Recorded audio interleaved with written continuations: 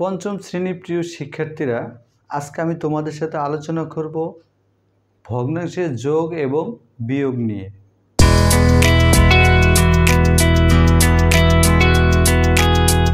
Hello viewers, তোমরা যদি বোর্ডে খেয়াল করো, তোমাদের গণিত বইয়ের ৬ষ্ঠ অধ্যায়ের ৩৮ পৃষ্ঠার ৬ নংয়ে যে সমস্যাটি ছিল, এই সমস্যাটি হলো যোগ ও বিয়োগ করি।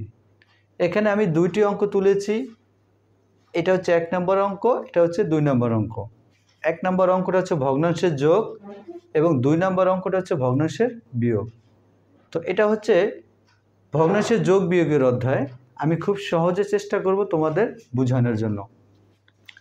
ভগ্নাংশের যোগ করার জন্য বা বিয়োগ করার জন্য যাই করো না কেন, ভগ্নাংশের যোগ এবং বিয়োগ করতে হলে তোমাদেরকে প্রথমে ভগ্নাংশের হরগুলোর লসাগু করতে হবে।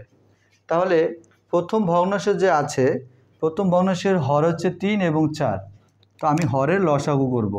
তাহলে ৪ এবং ৩-এর লসাগু করলে ৩ ও ৪-কে মানে লসাগু করার জন্য এমন একটা সংখ্যা নিতে হবে যেটাতে কমপক্ষে দুইটা সংখ্যাকে নিঃশেষে বিভাজ্য করা যায়।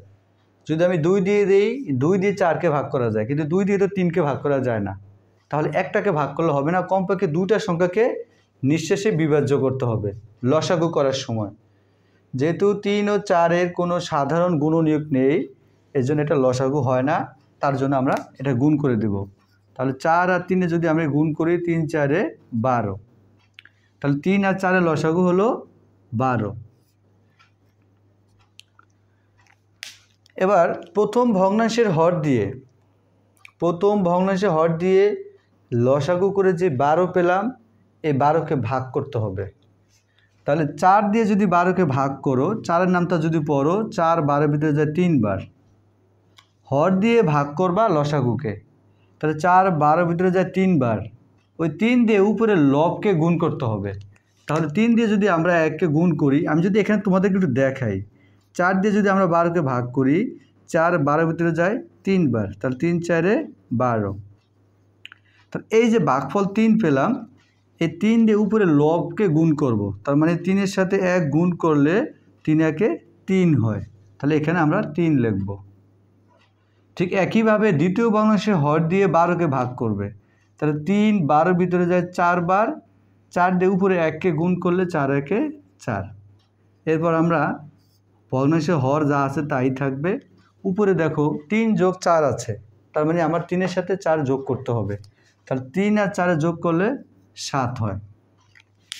এই যে আমি যোগটা করলাম, যোগ করার পরে যদি এটা লঘিষ্ঠ রূপ করা যেত, তাহলে অবশ্যই লঘিষ্ঠ রূপ করতে হবে। যেহেতু লঘিষ্ঠ রূপ করা যায় না, মানে ভগ্নাংশের হর ও লবকে একই সংখ্যা দ্বারা ভাগ করা যায় না বা কাটাকাটি করা যায় না, তাহলে এটাই হচ্ছে আমাদের উত্তর। এবার যদি আমি ২ নম্বর অঙ্কটা খেয়াল করি, ২ নম্বর অঙ্কটা হচ্ছে একটি ভগ্নাংশের বিয়োগ। তাহলে ভগ্নাংশে যোগ করো আর বিয়োগ করো, যাই করো না কেন, তোমাকে প্রথমে ভগ্নাংশে হরের লসাগু করতে হবে। তাহলে হর আছে এখানে ২ এবং ৬। তা ২ এর ৬-এর লসাগু করি। প্রথমে আমরা যদি ২ দিয়ে ভাগ করি, ২ ২-এর ভিতরে যায় ১ বার, ২ ৬-এর ভিতরে যায় ৩ বার। আর কোনো সাধারণ গুণনীয়ক নেই। তাহলে ২ গুণ ৩, লসাগু করলে হয় ৬। তা ২ আর ৬-এর লসাগু ৬।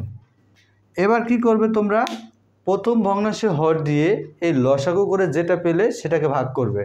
তাহলে ২ দিয়ে যদি ৬-কে ভাগ করো, ২ ৬-এর ভিতরে যাবে ৩ বার। ওই ৩ দিয়ে উপরে লবকে গুণ করবে। তাহলে ৩ দিয়ে ১-কে গুণ করলে ৩ ১-এ ৩ বিয়োগ। এই ৬ দিয়ে এই ৬-কে ভাগ করো। দ্বিতীয় ভগ্নাংশের হর দ্বারা লসাগু করে যে ৬ পেলাম এটাকে ভাগ করবে, মানে এই ৬ দিয়ে এই ৬-কে ভাগ করবে। তাহলে ৬ ৬-এর ভিতরে যায় কয়বার, ৬ ৬-এর ভিতরে যায় ১ বার। এই যে ১ পেলাম ভাগ করে, এই ১টাকে উপরে লবের সাথে গুণ করবে। তার মানে ১-এর সাথে ১ গুণ করলে ১ ১-এ ১ই হবে। গুণ করার পরে এবার দেখো ভগ্নাংশের আমি কি করব, হর যা আছে তাই থাকবে, হরের কোনো কাজ নেই আমার। তাহলে ৩-এর থেকে ১ বিয়োগ আছে, তাহলে 3-এর থেকে যদি আমি 1 বিয়োগ করি থাকে কত, 2। এখন দেখো এই যে আমি বিয়োগ করার পরে এখন আমার ফলটা আসলো 6-এর 2। যোগ করো। আমি একটা কথা বলি তোমাদেরকে, ভগ্নাংশে যোগ বিয়োগ করার পরে এই বিষয়টার প্রতি খুবই গুরুত্ব রাখবে যে যোগ বিয়োগ করার পর দেখবে যে ভগ্নাংশের লঘিষ্ঠ রূপ করা যায় কিনা। লঘিষ্ঠ রূপ মানে কি, ভগ্নাংশে হর ও লবকে একই সংখ্যা দ্বারা ভাগ করা যায় কিনা। হ্যাঁ, এটাকে লঘিষ্ঠ রূপ করা যায়। কিভাবে করা যায়?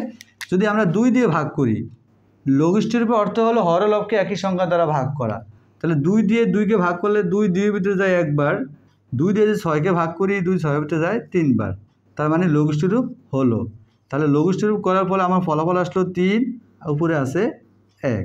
তাহলে আমার উত্তর হলো 3-এর 1। আর 1 নম্বর অঙ্কের উত্তরটা হলো তোমার 12-এর 7 অংশ। প্রিয় শিক্ষার্থীরা, ঠিক এইভাবে যদি তোমরা বুঝে বুঝে অঙ্কগুলো করো, তাহলে এরকম যত যোগ বিয়োগ আছে আশা করছি আর কখনো কারো ভুল হবে না। ধন্যবাদ সবাইকে।